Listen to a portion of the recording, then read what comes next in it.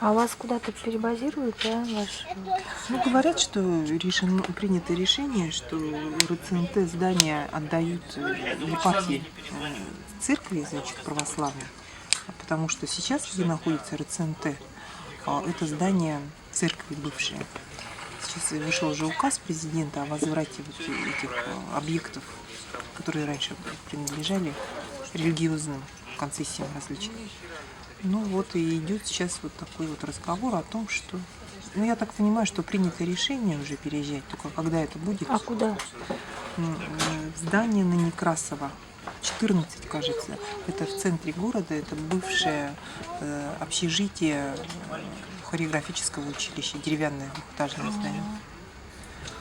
Ну, здание вообще ветхое, требует вообще капитального ремонта, удобства все на улице.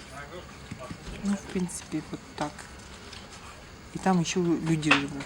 Вот пока решат вопрос с их расселением, пока сделают ремонт, то это же где-то надо изыскать средства. Поэтому я думаю, переезд, наверное, Скоро не случится. да, скоро не случится. Так что, ну, как говорится, на наш век хватит.